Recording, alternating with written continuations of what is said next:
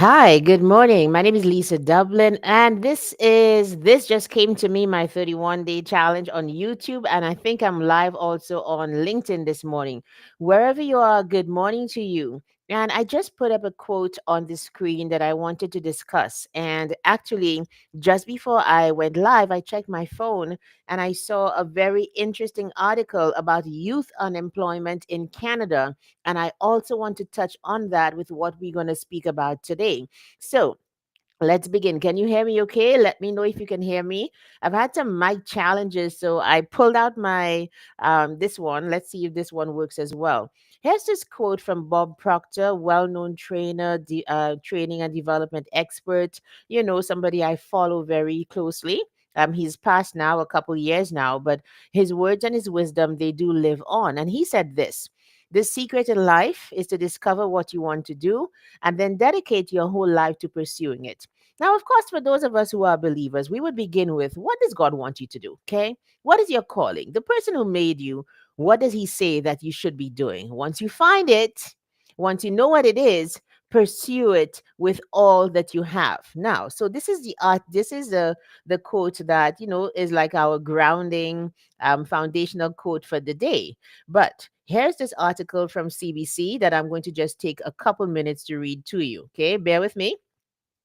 The article says Gen Z is facing the worst youth unemployment rate in decades. Youth unemployment is a canary in the coal mine, it says. So it goes on to say that somebody, just convocation is just now, like this is the month of June, so this is the time when everybody's graduating from college. And so this girl, Sarah Chung, she poses for photos in school regalia ahead of her convocation ceremony. The campus atmosphere is joyful, but what comes next is sobering. This honors student is graduating into one of the worst youth labor markets seen in decades. I'm going somewhere with this because there might be a way for us to be able to just create our own jobs, our own way of doing things through some of the avenues that I'm going to point to in a minute. It's bleak, said the 23-year-old graduate of the University of Calgary's Media and Communications program. She has not been able to find a job in her field and said she intends to pursue a master's degree. In other words, since she can't find work, go back to school. I believe that it's tough just because of everything that's happening with the economy, with our society, and with politics, she said. There's a whole lot of talk about there's a recession coming. I am not an economist, but I can also see it as well. Chung is part of a generation facing Canada's highest youth unemployment rate in about a quarter century. Apart from the pandemic, Canadians between the ages of 15 and 24 are facing the highest youth unemployment rate this country has seen since the mid 1990s, according to the first quarter data from Statistics Canada. That is just huge, you guys. So what are we going to do? Parents of teens and parents of young people, how do you guide them in such an economy? What do you say to do? Like where do you go? Just go back to school? At that time in the 1990s, Jacques Chrétien was Canada's prime minister. Gen Z was but a twinkle in their parents' eyes, and the global workforce had yet to be transformed by social media, gig work, and artificial intelligence. When you fast forward to 2025, according to this article, I'm almost there, so stick with me because it's very interesting. As I said, this is a CBC article. By the way, wherever you're watching me, please say hi. If you are on social media, please like, share, and subscribe to Basement Chronicles, this channel on YouTube. Welcome to my 31-day challenge, right? Okay, so let me just remove this here. So fast forward to 2025, and Canada's youngest workers are grappling with a perfect storm of economic conditions, an inflation crisis that came on the heels of a pandemic, a surge in population growth that has outpaced the number of available jobs, and now a country teetering closer to recession as the US trade war wreaks uncertainty on the economy. So I'm going to stop there. You can read that article on cbc.ca if you want to today. But I saw it and it immediately tied into what I thought we are going to be talking about today. And it really is about finding the thing that you were meant to do and doubling down on doing it.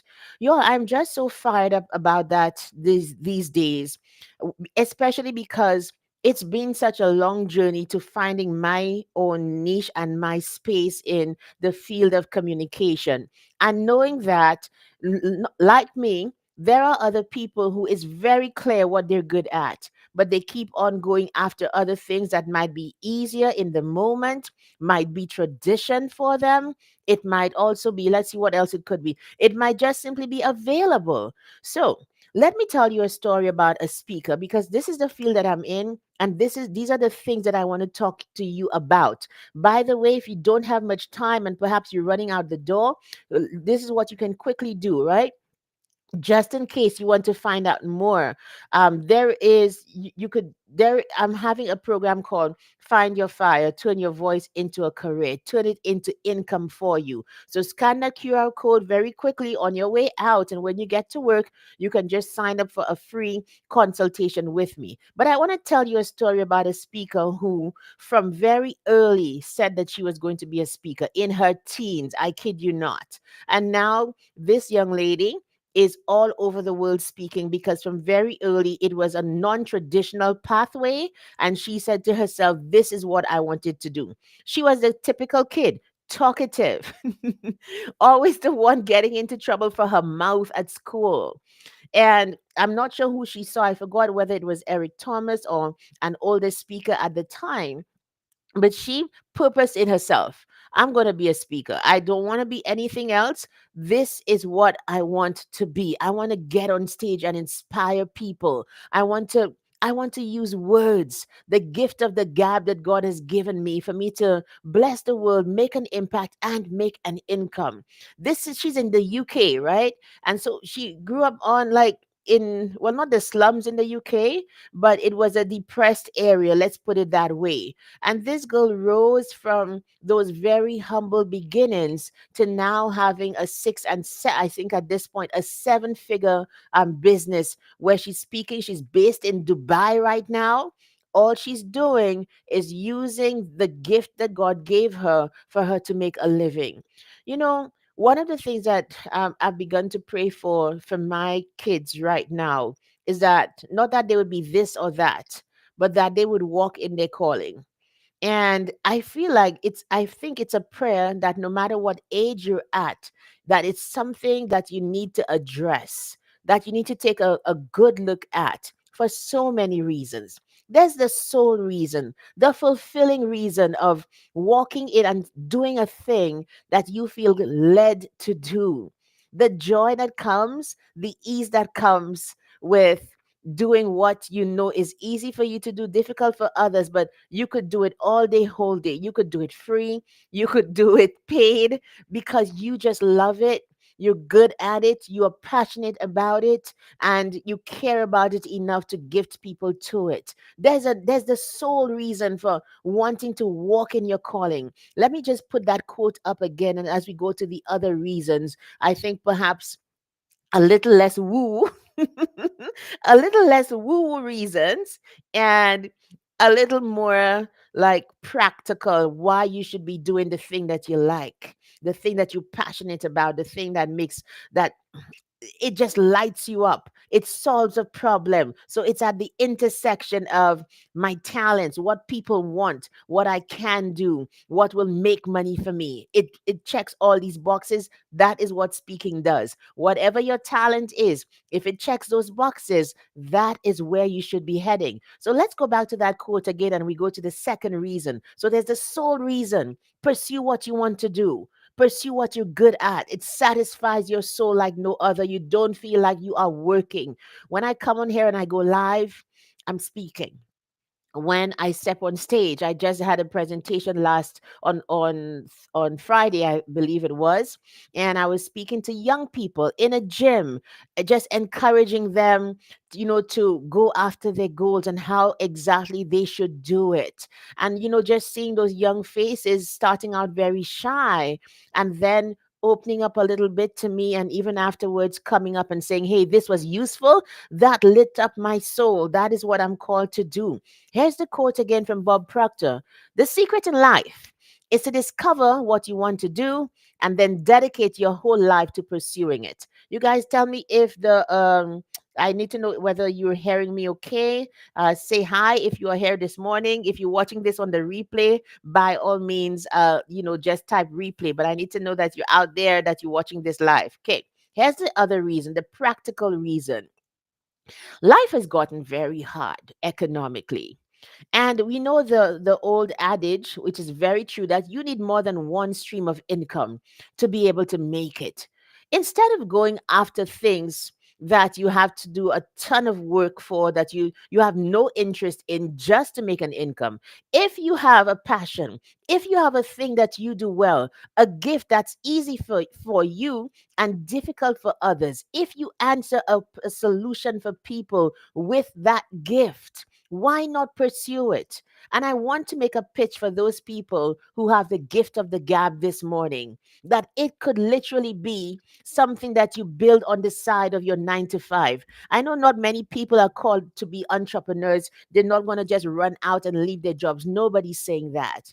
After work, on your vacation days from the office, maybe before work, if you have an 11 to 7 job, 11 midnight, 11 p.m. to 7 a.m., you could do something in the day, right? Then you have on the weekends as well. You could start to build a career as a speaker. There are different kinds of public speaking, for example. And of course, I am biased. I'm speaking about communicators. But the larger thing, the larger issue, and the larger opportunity is whatever you are gifted in. Try to turn it into income for you. See how you can monetize it. And for me, when I teach speakers, I don't care what level, executive to my professionals, to people in my speaking programs with Speak with Confidence and Now Find Your Fire.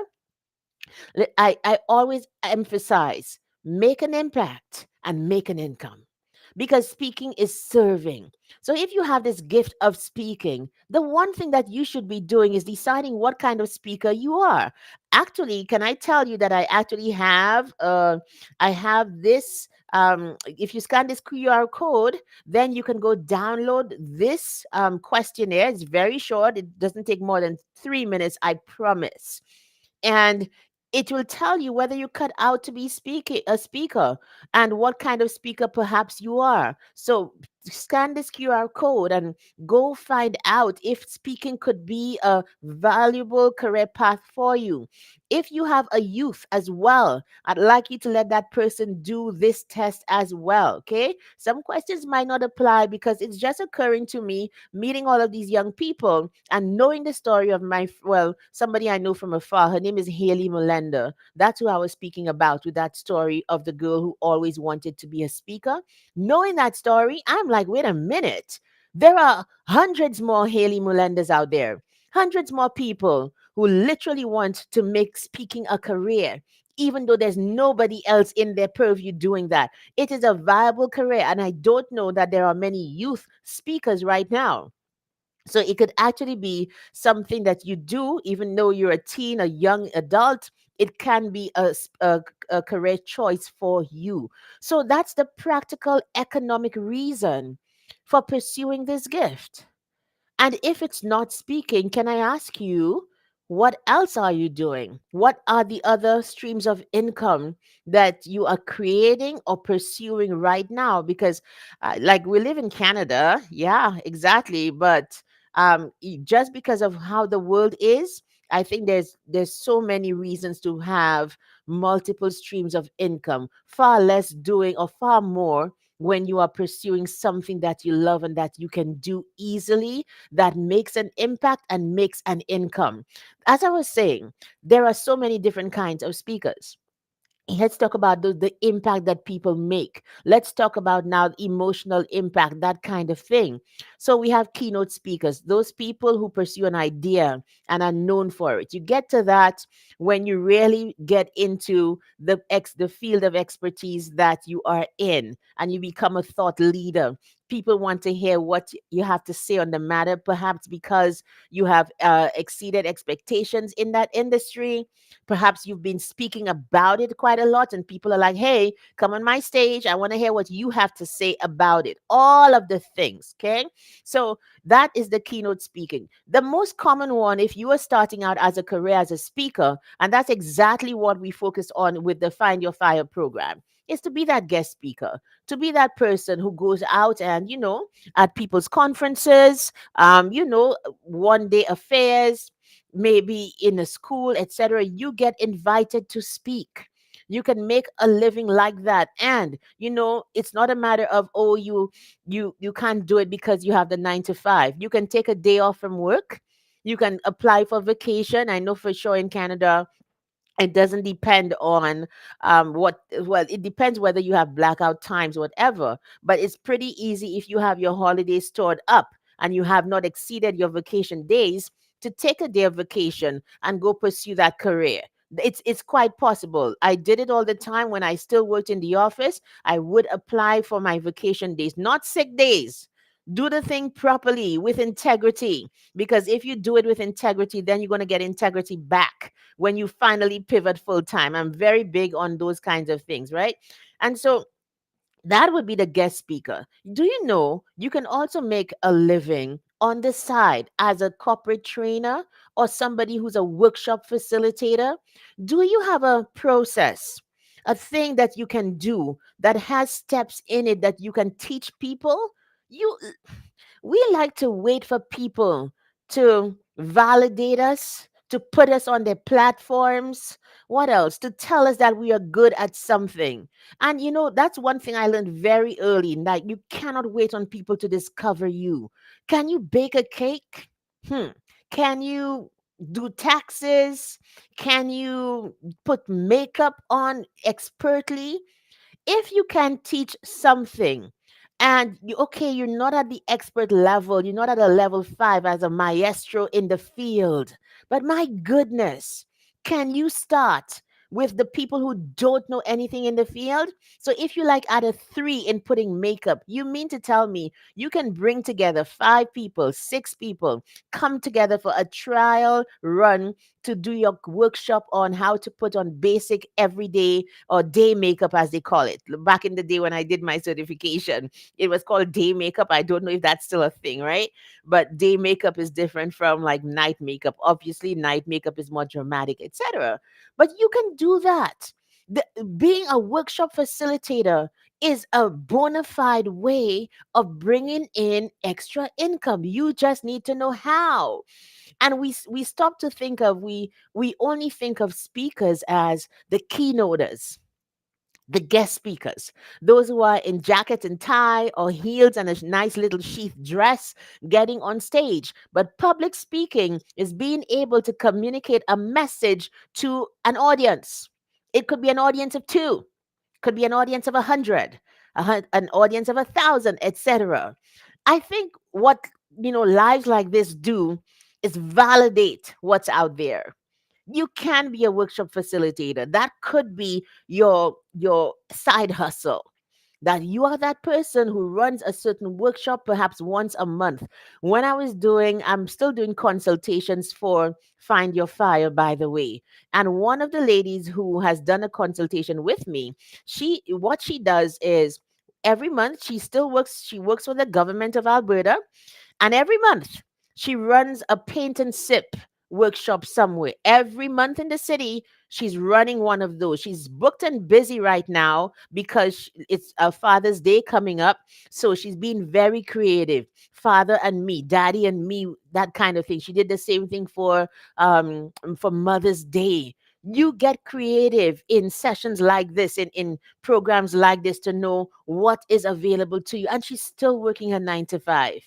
We need, if you have a talent, you can turn it into, and she's using her speaking skills. This is public speaking. This is facilitating. This is validating the fact that if you have a talent, oh my goodness, you can turn it into income. Speaking is one of those ways. Now, I'm going to skip a couple of them and I'm going to go to this one of the newest ones. Do you know what this one is? It's called the streaming storyteller. I tell stories for a living. I'm beginning to realize that. Like, I tell a lot of stories when I'm speaking, even in my coaching sessions, in terms of helping clients to be able to visualize things. I will use stories that resonate with them. The streaming storyteller is the public speaker. And it's not just a young person, because there are several older people as well doing it. Look at me. The streaming storyteller uses digital platforms to reach an audience with a message. I dare say that person has the ability to reach people faster and to reach an even wider audience in a shorter space of time, just because of how algorithms work, about the just because of the borderless nature of this platform. For example, I'm on YouTube right now. I'm also on LinkedIn this morning. Okay. If I wanted to, I could also be on Instagram. I could be on Facebook. A streaming storyteller makes their living by monetizing this platform, which I haven't done quite much. So, but you can do it in so many ways. Affiliations, you can set up your Shopify shop.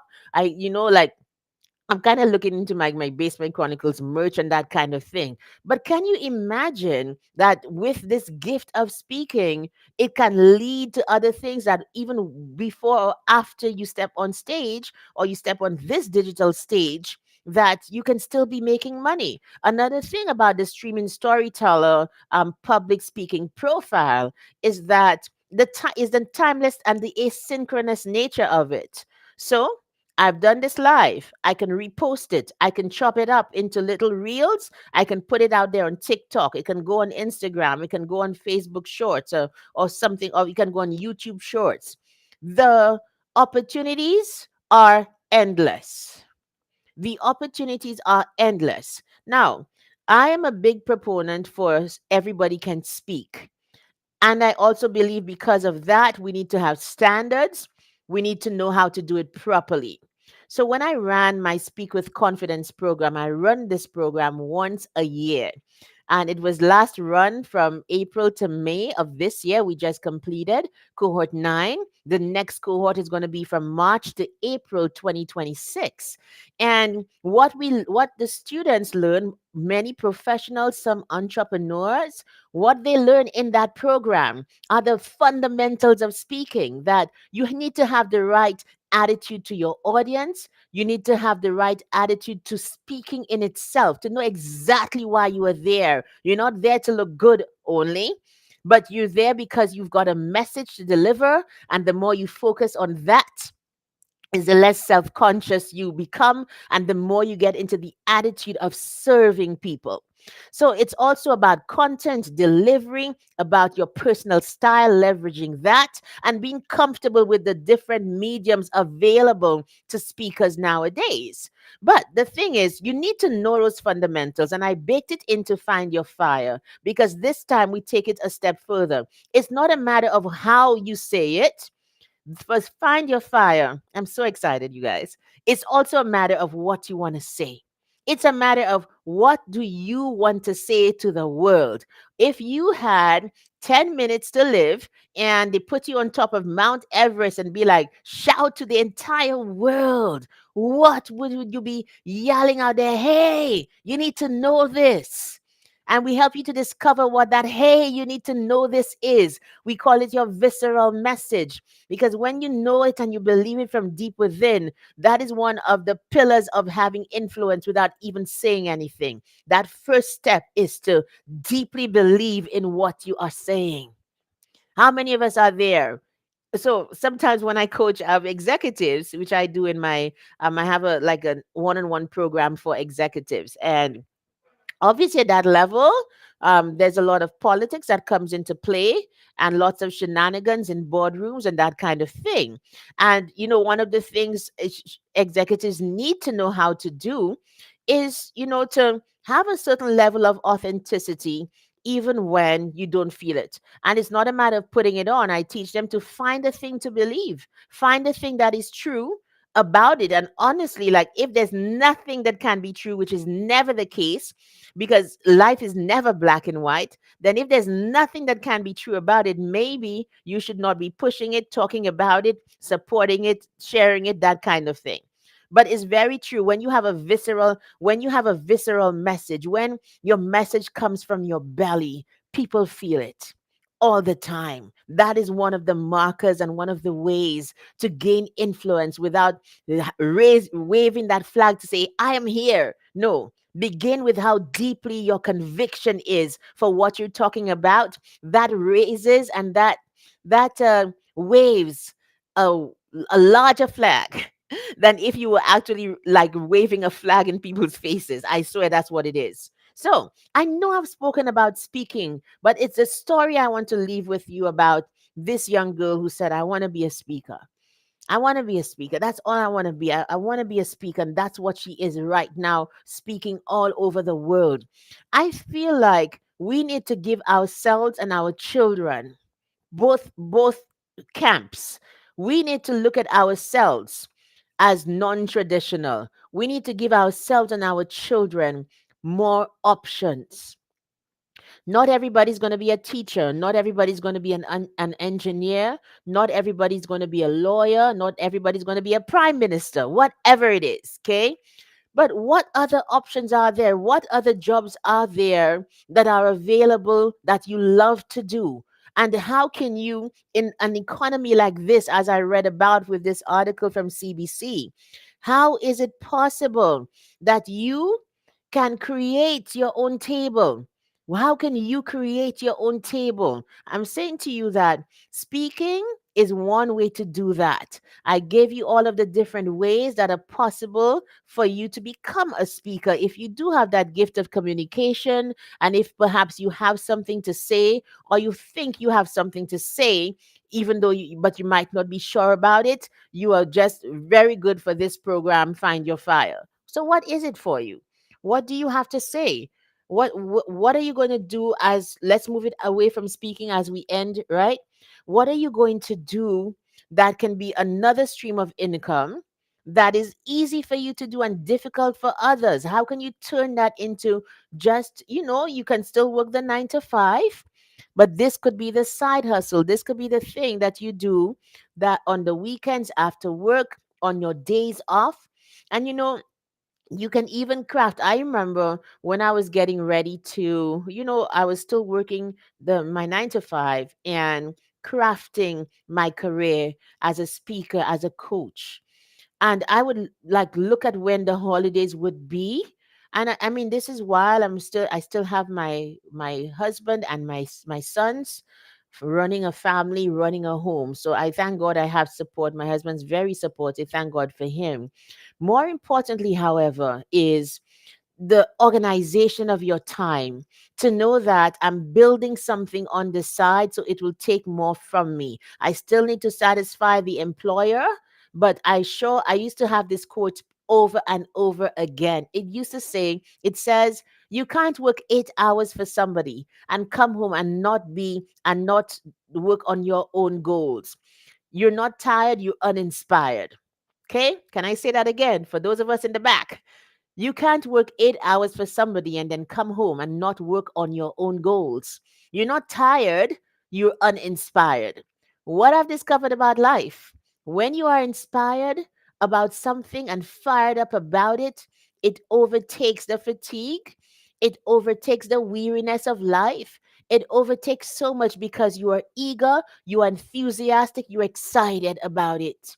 What lights your soul? I know for me, last point is this.